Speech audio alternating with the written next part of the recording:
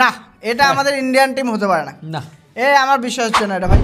যেই টিম প্রথম ম্যাচে এইভাবে ম্যাচ জেতে, এই বোলিং লাইন আপ নিয়ে, সেম বোলিং লাইন আপ নিয়ে, আর সেকেন্ড ম্যাচে এসে এই অবস্থা, क्या हो रहा है यहाँ?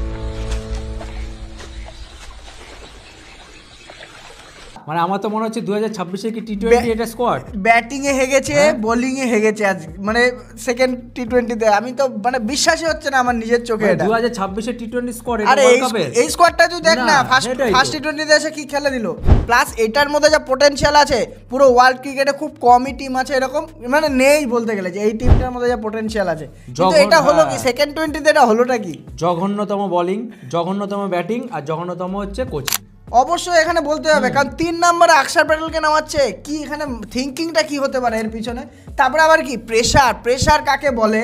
আর্শদীপ সিং একটা ওভারে গিয়ে 7খানা ওয়াইড করছে, 13টা বল করছে একটা ওভারে। টি20 হিস্ট্রিতে দ্বিতীয়তম ওভার যে এতখানা বল করেছে অক্ষদীপ সিং। হ্যাঁ, মানে ভাবা যায়। আর সবথেকে ব্রেকিং নিউজ, জাসপ্রীত বুমরা এক ওভারে 2 6 খেয়েছে। সবথেকে ব্রেকিং নিউজ হচ্ছে এটা সেকেন্ড টি20। আমি মানে লাস্ট 3 ওভারে 49 রান হয়েছে। 3 ওভার কে করেছে বলতো? জাসপ্রীত বুমরা 2 ওভার, একটা আর্শদীপ সিং এর ওভার, হয় ওয়াইড নালে ফুল টস, হয় ওয়াইড নালে ফুল টস। দেখ এর কিছু তো একটা হয়েছিল ভাই, মাথা এর দুটো দিক হতে পারে। নয় আজকে দিন ছিল না, হ্যাঁ, আর না হলে পুরোই ক্লপস করেছে। তুই এই বোলিং লাইনআপটাই আগের দিন দেখ না কি সুন্দর খেলে গেল।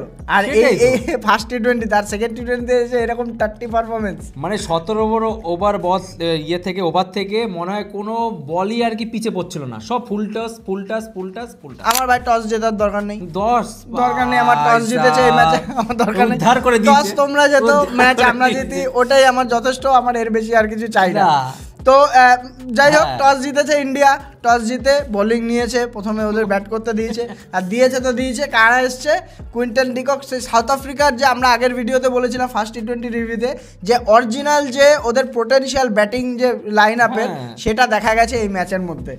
কুইন্টন ডিকক যে ভাই কি প্লেয়ার, কোন মানে ইন্ডিয়ার বিরুদ্ধে এসে ওর হয়টা কি? একটা কথা বলবো, টি20 বিশ্বকাপ ইন্ডিয়া খেলা, যার জন্য টি20 বিশ্বকাপের জন্য কুইন্টন ডিককে রিটার্ন করে নিয়েছে। হ্যাঁ, আর আইপিএল অবসর থেকে মাল আবার 3-4 দিন বাকি আছে। আইপিএল এ মোটামুটি 2 কোটি টাকা তো দাম বেড়েই গেল কুইন্টন ডিকক। 2 কোটি টাকা? বেশি। তো ওটা তো আছেই, প্রথম থেকেই মার খাচ্ছিল ইন্ডিয়া। কুইন্টন ডিকক তো একা একদিকে পুরো মানে পুরো ধুয়ে দিচ্ছিল একদম, মাকরাম একদিকে সামনে রেখেছিল।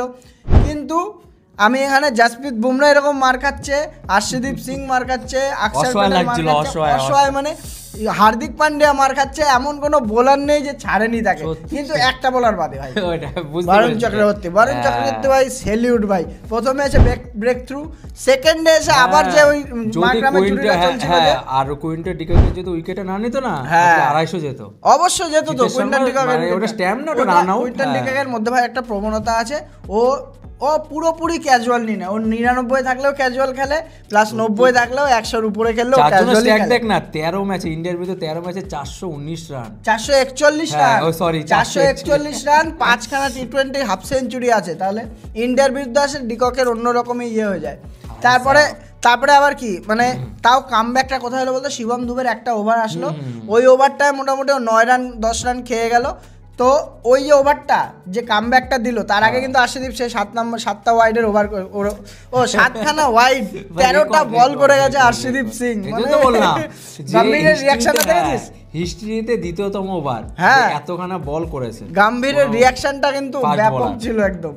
তো এটা তো হলোই শিবম দুবের কথা যেটা বলছিলাম। শিবম দুবে তো ওই ওভারটা করে গেল। তারপরে এসে বরুণ চক্রবর্তী এসে প্রায় মেডেন হয়ে যেতেই নিয়েছিল, ওই জায়গাটা এত ব্রিলিয়ান্ট একটা ওভার করে দিয়ে গেছে, যেটা রেজাল্ট পেয়েছে অক্ষর প্যাটেল। তারপরের ওভারে এসে অক্ষর প্যাটেলও একটা উইকেট পেয়ে গেছে, যার জন্য তাও 213-তে আটকেছে। ওখানে ডেভাল ব্রাভিস আর হচ্ছে কুইন্টন ডিকক, এই দুটো প্লেয়ারই মেন ছিল। কিন্তু আমি তখনই বুঝে গেছিলাম যেখানে হাইয়েস্ট টি20 রান চেস করতে হতো ইন্ডিয়াকে, 213 রান। 200 রান হওয়ায় আমি দেখেছি 195 রান লাস্ট ছিল, এত কঠিন হয়ে দাঁড়ায়। তারপর আজ পর্যন্ত চেস করতে পারেনি, তো যাই হোক 213 রান ওরা করেছে। এবার আসলো ইন্ডিয়ার ব্যাটিং। তুই কি বলবি গৌতম গম্ভীরের যে ডিসিশন গুলো? এটা তো ক্যাপ্টেনের ডিসিশন না, এটা ক্যাপ্টেনের ডিসিশন না। গৌতম গম্ভীরের যে ডিসিশনটা, শুভমান গিল প্রথমে, তার আগে শুভমান গিলের উপর আসতে চাই। শুভমান গিলের অনেকে হয়তো ফ্যান শুভম গিলের, কিন্তু গোল্ডেন ডাক আজকেও এটা কিন্তু নিতে হবে, মোহালিতে আজ তোর মোল্লাপুরে খেলা হলো পাঞ্জাবের 3টে ছেলে ছিল, ঘরের ছেলে, 3জনই আজকে ফ্লপ।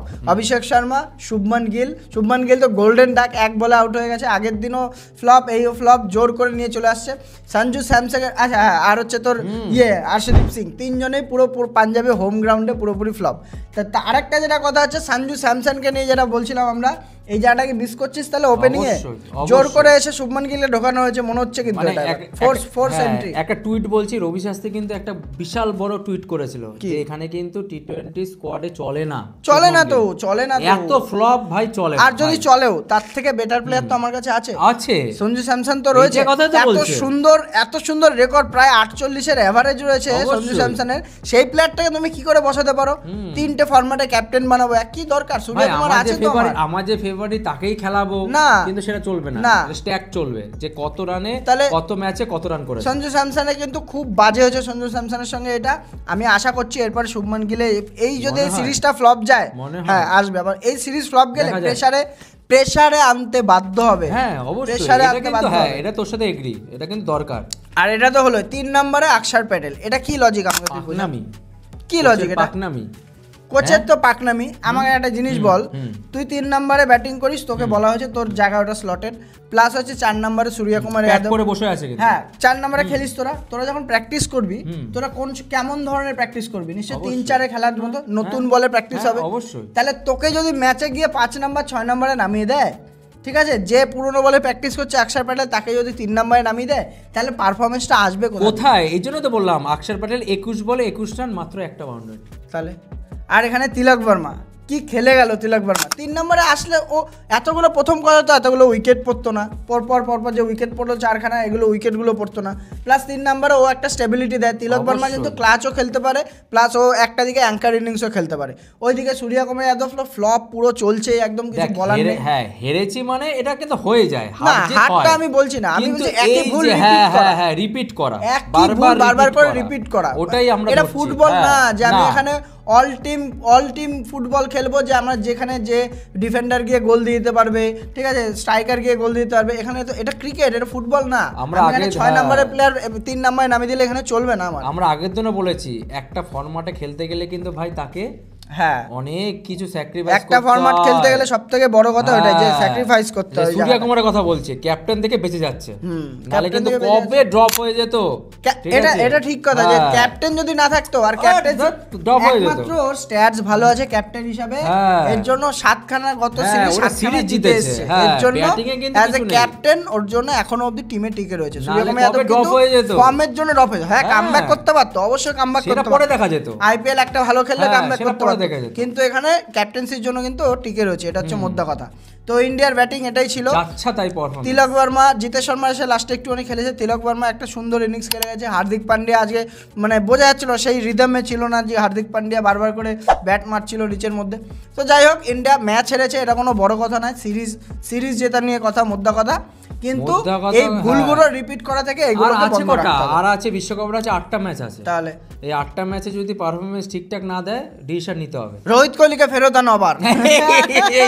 এই কন্ট্রোভার্সি না আমরা ভিডিও করছি মানে কন্ট্রোভার্সি না ভাই, আমরা চাই রোহিত কোহলিকে ফেরত চাই, আমি আবার না রিটায়ার যেতে হয়ে গেছে, আমরা চাই না, কিন্তু আমরা চাই গৌতম গম্ভীরের কিন্তু এটা চেঞ্জ করো, একটু মেন্টালিটিটা চেঞ্জ করো। আপনারাও কি চান? আপনারাও কমেন্ট করে জানান, ঠিক আছে, যে 3 নম্বরে 4 নম্বরে যে এক্সপেরিমেন্ট গুলো চলছে এগুলো কি করা উচিত কিনা।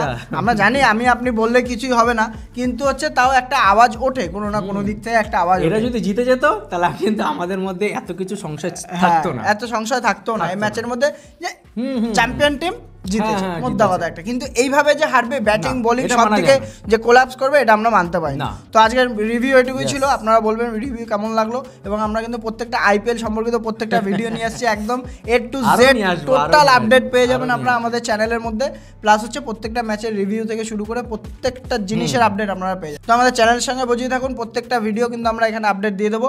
সাবস্ক্রাইব করুন চ্যানেলকে, ভিডিও লাইক করুন। তো দেখা হচ্ছে পরের ভিডিওতে, বাই।